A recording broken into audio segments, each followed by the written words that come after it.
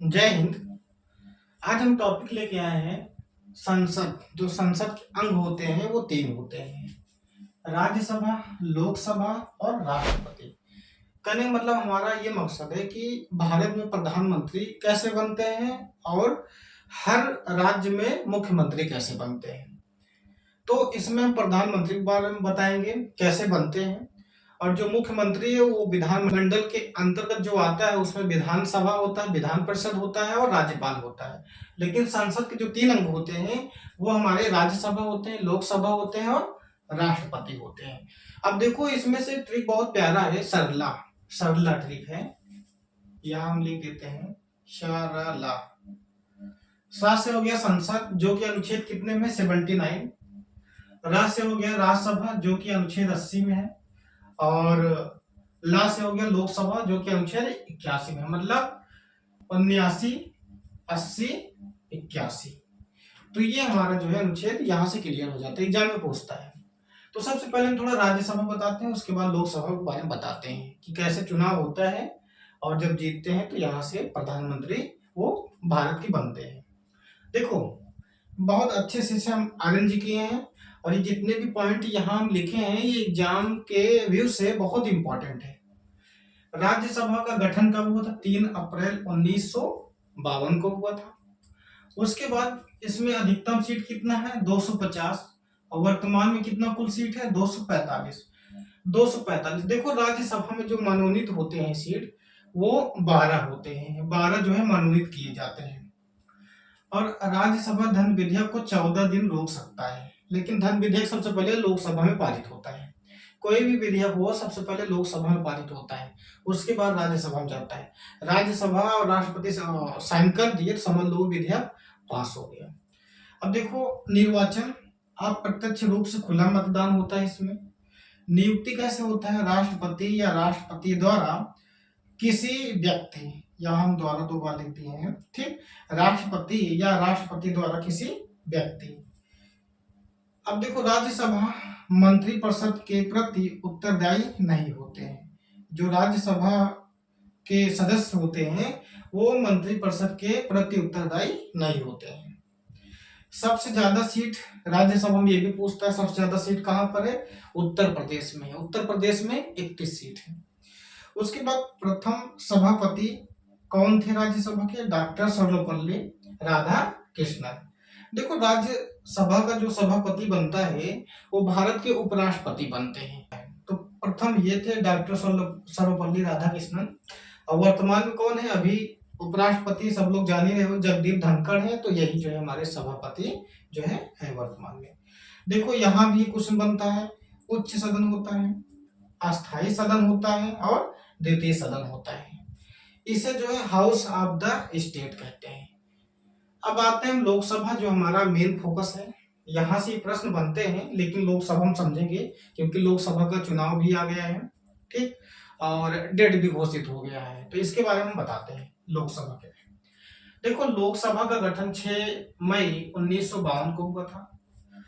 अधिकतम सीट कितना है इसमें? 552 सीट है, ये पेपर में पूछता है।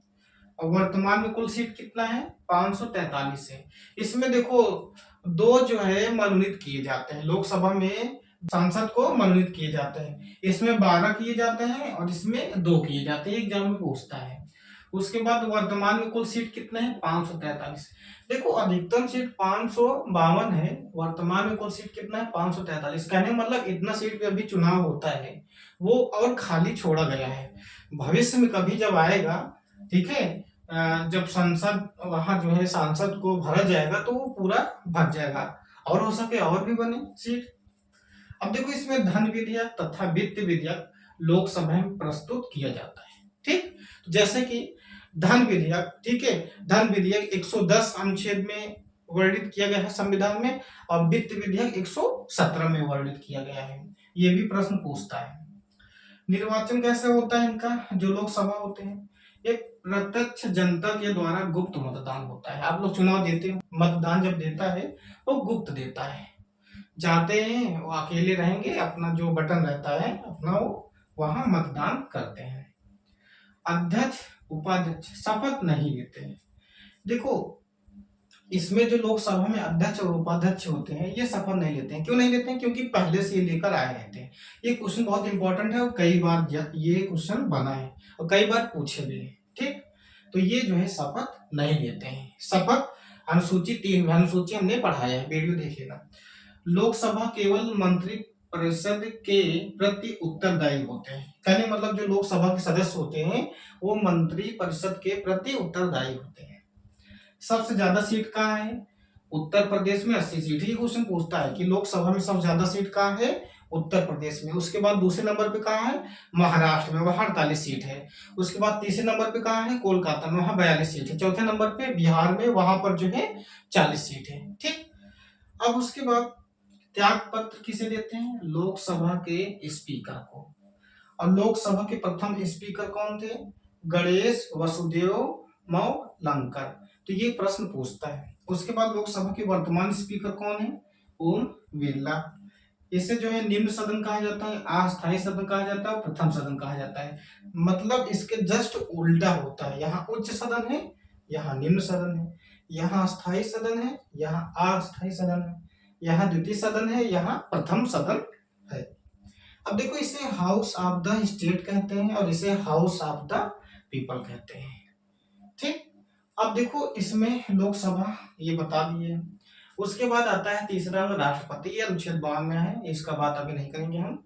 तो अभी अब लोकसभा का जब चुनाव होने वाला है, जैसे अभी हमारे फेमस कंगना रनौत जो है हिमाचल प्रदेश के मंडी से लड़ने जा रही हैं। वो तो हमें पता था कि वो आएंगे लड़ने, इतना बॉन्डर कर रही हैं। ठीक, उन्होंने कहा था विवादित बयान की जब से मोदी सरकार आया है 2014 के बाद हमें आजादी मिला है। ठीक, तो उसमें बहुत विवाद हुआ था। और उसके बाद अरुण गोविल भी जो है चुनाव लड़ रहे हैं, ठीक, मेरठ से। तो यही लोकसभा चुनाव जब होता है, इसमें जिसका सीट ज्यादा रहता है 543 में जो ज्यादा सीट पा जाता है, लगभग 300 के ऊपर जो पा जाता है उसी सरकार बनता है। वो इस चुनाव में जब ज्यादा सीट पाता है तो उसी सरकार बनता है और उसी में एक प्रधानमंत्री चुने जाते हैं। ठीक, ये लोकसभा है तो जो अभी 2024 में होने जा रहा है। तो लोकसभा के अकॉर्डिंग प्रधानमंत्री बनते हैं और जो मुख्यमंत्री स्टेट में बनते हैं, राज्य में, वो विधानसभा के अकॉर्डिंग बनते हैं। ठीक, इतना। यहाँ से और प्रश्न देखने को मिलता है, जैसे राज्यसभा और लोकसभा में न्यूनतम आयु जो होता है कितना होना चाहिए।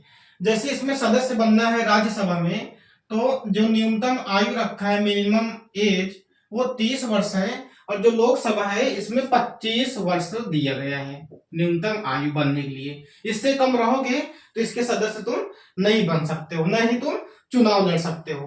ठीक, अब देखो यहां से एक प्रश्न और बनता है कि जो लोकसभा की प्रथम महिला थी वो कौन अध्यक्ष थी? मीरा कुमार थी। यहां से प्रश्न बनता है। देखो लोकसभा का चुनाव तो घोषित हो गया है, ये तो फाइनली हो चुका है। और ये जो है हमारा 19 अप्रैल को शुरू होगा 7 चरणों में और 1 जून को खत्म होगा और 4 जून को जो है इसका रिजल्ट भी आ जाएगा। लेकिन बस सरकार जो स्टूडेंट होते हैं उनके लाइफ के साथ खिलवाड़ करता है। वैकेंसी निकालेंगे 2020 में, वो फाइनल करेंगे 2023 में, कोई बात नहीं है। और इसमें जो है 97 करोड़ जो है वोटर्स रहेंगे, मतदान करेंगे अपना। ठीक, तो लोकसभा और राज्यसभा ये है। अब हम लाएंगे विधानमंडल में, जिसमें विधानसभा, विधान परिषद और राज्यपाल रहते हैं। ठीक है, प्लीज जो है आप लोग थोड़ा सब्सक्राइब कर दिए करो, लाइक कमेंट, क्योंकि इससे क्या होता है कि मैं मोटिवेट होता हूँ और जब लाइक कमेंट देखते हैं तो ऐसा मन करता है कि और वीडियो बनाएं। ठीक है, थैंक यू।